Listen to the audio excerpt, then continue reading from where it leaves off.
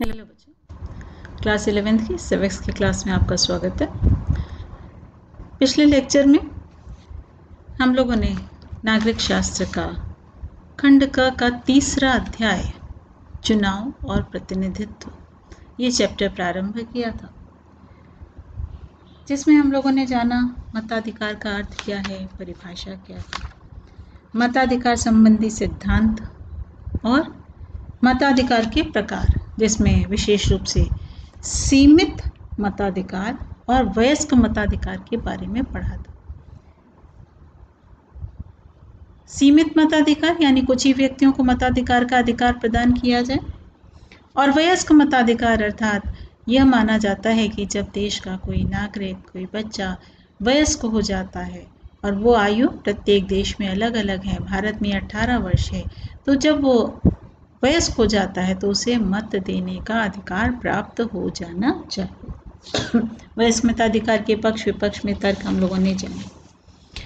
उसी का एक बिंदु स्त्री मताधिकार। क्या स्त्रियों को मताधिकार प्राप्त होना चाहिए? क्या विश्व के सभी देशों में ऐसा अधिकार प्राप्त है? क्या प्रारंभिक काल से, प्राचीन काल से ही ये अधिकार स्त्रियों को मिलता आ रहा है? अनेक सवाल हमारे मन में उठते हैं। जब हम लोगों ने मताधिकार के विभिन्न सिद्धांत पढ़े थे तो उसमें यह भी पढ़ा था कि मताधिकार एक प्राकृतिक अधिकार है, अर्थात प्रकृति ने सभी मनुष्यों को समान बनाया है, इसलिए सभी को समान अधिकार प्राप्त होने चाहिए। तो उस दृष्टिकोण से मताधिकार प्रत्येक व्यक्ति का प्राकृतिक अधिकार है। तो प्रत्येक व्यक्ति में बच्चों, स्त्री पुरुष सभी आ जाते हैं, तो मताधिकार प्रत्येक व्यक्ति का प्राकृतिक अधिकार है, अतः स्त्रियों को भी यह अधिकार प्राप्त होना चाहिए। 19वीं शताब्दी में बेंथम, डेविड हेयर, सिजविक, एस्मिन, जे.एस. मिल ने स्त्री मताधिकार का समर्थन किया। स्त्रियों के लिए मताधिकार प्राप्त करने की मांग प्रजातंत्र के विकास और विस्तार के बाद प्रारंभ हुई। प्राचीन काल से ही स्त्रियों को समान अधिकार नहीं मिलते आ रहे थे। स्त्रियों के लिए मताधिकार प्राप्त करने की मांग प्रजातंत्र के विकास और विस्तार के साथ प्रारंभ हुई, और यह कहा गया कि यदि मताधिकार एक प्राकृतिक अधिकार है तो स्त्रियों को भी यह प्राप्त होना चाहिए। इंग्लैंड ने सन 1918 में सार्वभौमिक मताधिकार अधिनियम पारित करके 30 वर्ष की आयु वाली स्त्रियों को मताधिकार प्रदान किया। बाद में 10 वर्ष यह आयु सीमा घटा करके 21 वर्ष कर दी गई। कब किया बच्चों? 1918 में सबसे पहले। 1920 में संयुक्त राज्य अमेरिका में पुरुषों के समान स्त्रियों को भी अधिकार प्रदान कर दिया गया, और भारत में जब संविधान लिखा गया, अर्थात भारतीय संविधान 1950 में लागू हुआ बच्चों, तो जब संविधान लिखा गया तो उसमें स्त्रियों को पुरुषों के समान मताधिकार प्रदान किया गया, यानी आज़ादी के बाद से भारत में स्त्रियों को पुरुषों के समान अधिकार प्रदान किया गया है। सर्वप्रथम विश्व के किस देश में लागू हुआ था? सन 1902 में ऑस्ट्रेलिया में स्त्रियों को मताधिकार दिया गया था। सर्वप्रथम 1902 में ऑस्ट्रेलिया में स्त्रियों को मताधिकार दिया गया था। उसके पश्चात कनाडा में 1917 में, 1919 में जर्मनी में, 1920 में अमेरिका में, 1927 में चीन में, और 1945 में जापान में स्त्रियों को मताधिकार प्रदान किया। तो इस प्रकार स्त्री मताधिकार प्राचीन काल से ही स्त्रियों को प्राप्त नहीं था, बल्कि धीरे धीरे जैसे जैसे प्रजातंत्र बढ़ने लगा, वैसे वैसे प्रजातंत्र के विकास और विस्तार के साथ विश्व के सभी देशों में स्त्री मताधिकार भी प्रदान किया गया। बच्चों, कई बार एक प्रश्न आता है कि स्त्रियों को मताधिकार क्यों प्राप्त होना चाहिए, या उसके पक्ष में एक तर्क बताइए। तो उसके व्यक्तित्व के विकास के लिए, समाज के विकास के लिए, यह अति आवश्यक है कि स्त्रियों को मताधिकार प्रदान किया जाए। प्रतिनिधित्व। लोकतांत्रिक शासन प्रणाली में समस्त शक्ति किसके हाथ में बच्चों? जनता के हाथ में, क्योंकि जनता ही अपने नेता का चयन करती है, अपनी सरकार का गठन करने में मदद करती है। जब जनता सीधे सरकार का चुनाव करती है तो वह प्रत्यक्ष लोकतंत्र कहलाता है, और जब वो सीधे सरकार का चयन ना करके अपने प्रतिनिधियों का चयन करती है, तत्पश्चात वो हमारे लिए कार्य करते हैं, तो इसे हम अप्रत्यक्ष लोकतंत्र कहते हैं। तो जनता सरकार का चयन करती है, समस्त शक्तियां जनता के हाथ में निहित होती हैं, इसे लोकतंत्र कहते हैं। लोकतंत्र में प्रमुख रूप से 2 प्रकार के लोकतंत्र पाए जाते हैं, प्रत्यक्ष लोकतंत्र और अप्रत्यक्ष लोकतंत्र। इसी के आगे बच्चों प्रतिनिधित्व की परिभाषाएं भी बताई जाएंगी, पहले ये जानना आवश्यक है, तब आपको प्रतिनिधित्व ज़्यादा समझ में आए। तो प्रत्यक्ष लोकतंत्र वह शासन प्रणाली है जिसमें जनता स्वयं कानून बनाती है। प्रत्यक्ष लोकतंत्र वह शासन प्रणाली है जिसमें जनता स्वयं कानून बनाती है, नीति निर्धारित करती है और कार्यपालिका का निर्वाचन करके उस पर नियंत्रण रखती है। यह शासन प्रणाली केवल उन राज्यों में सफल हो सकती है जिनकी जनसंख्या कम हो। बच्चों, जिनकी जनसंख्या ज़्यादा है वहाँ पर प्रत्यक्ष लोकतंत्र बिल्कुल भी लागू नहीं हो सकता है, अर्थात छोटे राज्यों में वहाँ पर ही प्रत्यक्ष लोकतंत्र है जिसमें सभी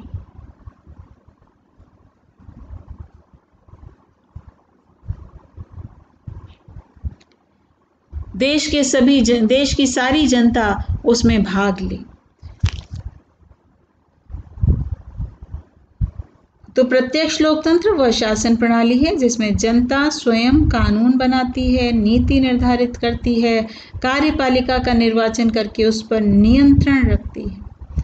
वर्तमान में यह शासन प्रणाली स्विट्जरलैंड के कुछ कैंटनों तथा संयुक्त राज्य अमेरिका के कुछ राज्यों में प्रचलित है। इस शासन व्यवस्था में मतदाता स्वयं एक स्थान पर एकत्र होते हैं। ध्यान दीजिए बच्चों, इस शासन व्यवस्था में मतदाता स्वयं एक स्थान पर एकत्र होते हैं और अपने देश के शासन के लिए कानून बनाते हैं। हालांकि आज के अगर दृष्टिकोण में देखा जाए तो यह असंभव सा, अकल्पनीय सा प्रतीत होता है। तो आज ये प्रणाली लगभग विश्व के किसी भी क्षेत्र में एक छुटपुट क्षेत्र को छोड़ करके कहीं भी नहीं पाई जाती, क्योंकि कोई भी इतना छोटा देश नहीं है कि देश के सभी लोग एक जगह इकट्ठे हो जाएं और बैठ करके कानून बनाएं। दूसरा है अप्रत्यक्ष लोकतंत्र। राष्ट्रीय राज्यों का विकास हो जाने के परिणाम स्वरूप प्रत्यक्ष प्रजातंत्र संभव नहीं रहा है, अतः इसके स्थान पर प्रतिनिध्यात्मक शासन प्रणाली का प्रचलन हुआ। प्रतिनिधि यानी हमने अपना प्रतिनिधि चुना और वो प्रतिनिधि देश का शासन चलाते हैं, तो ऐसे इसे ही अप्रत्यक्ष प्रजातंत्र कहा जाता है। इस शासन प्रणाली के अंतर्गत जनता स्वयं शासन नहीं करती, बल्कि वह अपने उन प्रतिनिधियों का निर्वाचन करती है जिनसे वह शासन कराना चाहती है। तो इस प्रणाली में जनता स्वयं शासन नहीं करती, बल्कि वह अपने प्रतिनिधियों का निर्वाचन करती है, चयन करती है, जिनसे वह शासन करवाना चाहती है। अब हम लोग जानेंगे प्रतिनिधित्व का अर्थ क्या है और परिभाषाएं क्या। मानव अपने अधिकांश कार्यों का संपादन प्रतिनिधित्व के माध्यम से करता है, क्योंकि हम सभी जगह बच्चों हर समय नहीं पहुंच सकते। तो हम अनेक ऐसे कार्य अपने दैनिक जीवन में हैं जो अपने प्रतिनिधि के माध्यम से करते हैं। इस अर्थ में प्रतिनिधित्व प्रतीक का रूप धारण करता है। हमने अपनी जगह किसी को भेज दिया, उसने काम कर दिया। तो प्रतिनिधित्व अप्रत्यक्ष लोकतंत्र का आधार स्तंभ है। आधुनिक लोकतंत्र में लोग अपनी शक्ति का प्रयोग अपने प्रतिनिधि के माध्यम से करते हैं। तो प्रतिनिधित्व की परिभाषा क्या है? बार्कर के अनुसार प्रतिनिधित्व वह कुलाबा है जिसके माध्यम से सामाजिक चिंतन एवं विचार राजनीतिक मशीन के पहिए के माध्यम से प्रवाहित होकर उन्हें क्रियाशील बनाते।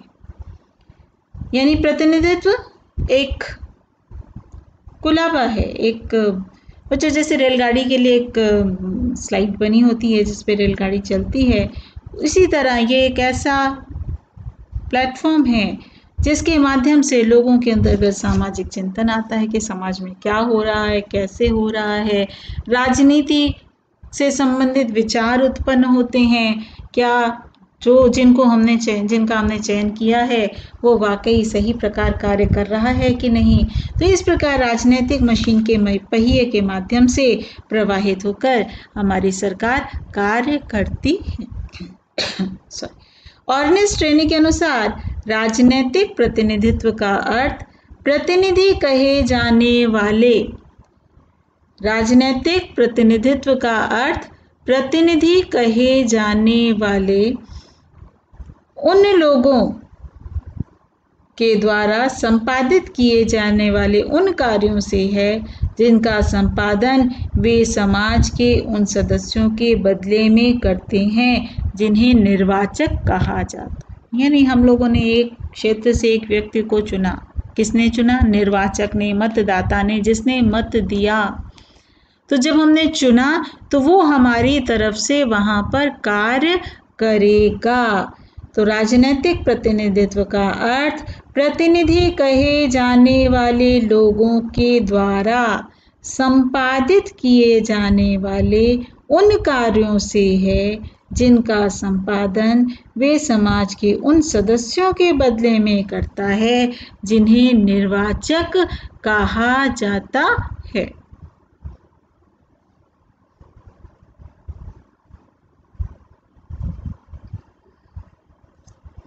तो इस प्रकार इन परिभाषाओं से क्या स्पष्ट होता है? प्रतिनिधि केवल अपने निर्वाचकों की इच्छाओं और उनकी विचारधाराओं को स्वतंत्र रूप से स्पष्ट करते हैं। प्रतिनिधि की सत्ता का निर्धारण न केवल संवैधानिक प्रावधानों द्वारा वरन संविधान में परिवर्तन लाने वाली शक्ति के अधीन उनकी शक्तियां भी निर्धारित होती हैं। अब हम लोग पढ़ेंगे प्रतिनिधित्व के प्रकार। प्रमुख रूप से दो प्रकार का प्रतिनिधित्व होता है, एक आदिष्ट प्रतिनिधित्व, दूसरा आदेशहीन प्रतिनिधित्व। आदिष्ट यानी जिसको कुछ आदेश दिया गया है। आदिष्ट प्रतिनिधित्व का अर्थ है कि प्रतिनिधि निर्वाचकों के अधीन है, यानी मतदाताओं के अधीन है, उसकी अपनी कोई भी इच्छा नहीं है, वह निर्वाचक की इच्छा को अभिव्यक्त करता है।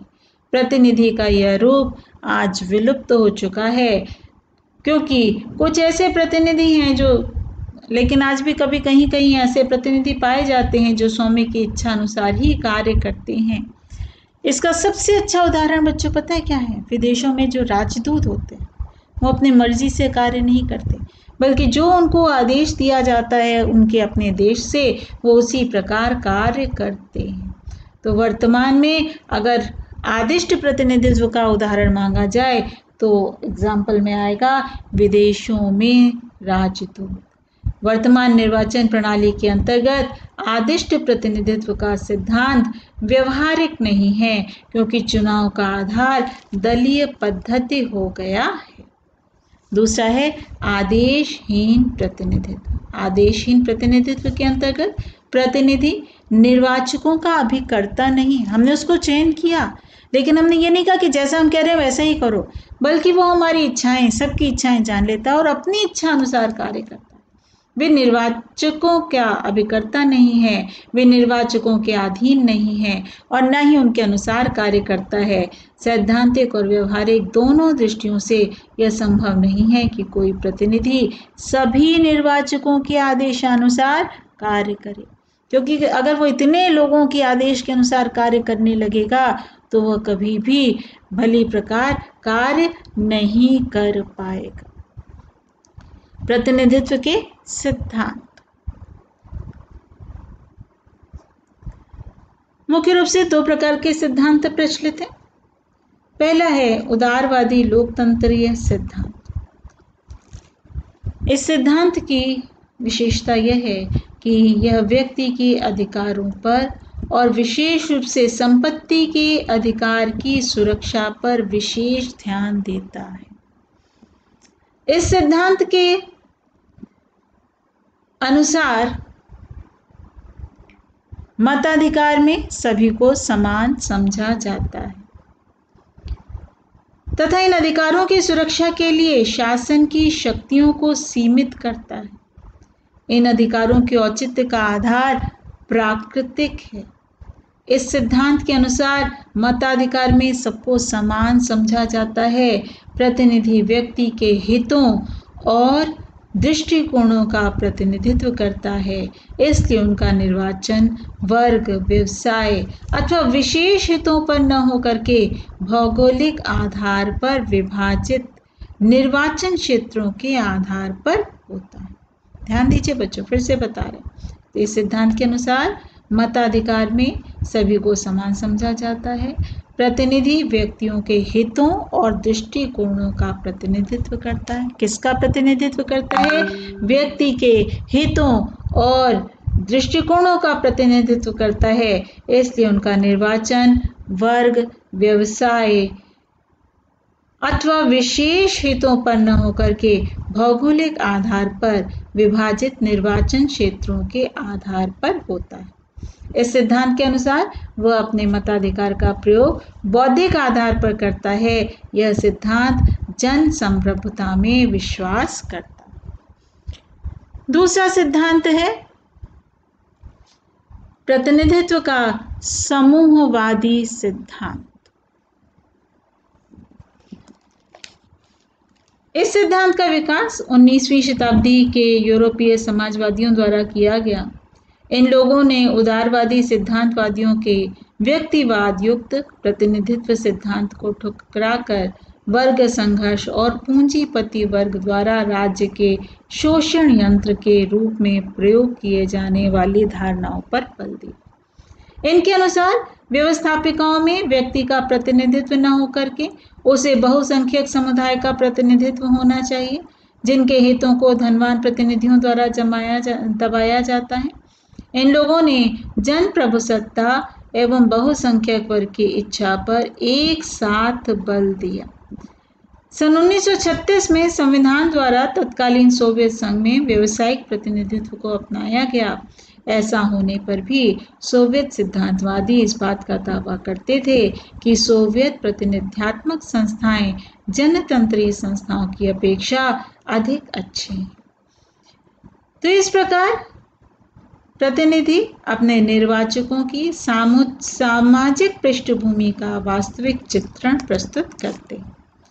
तो प्रतिनिधित्व के सिद्धांतों से यह स्पष्ट होता है कि आधुनिक युग में प्रतिनिधित्व के सर्वमान्य सिद्धांत के संबंध में कोई सही निष्कर्ष नहीं निकल सका।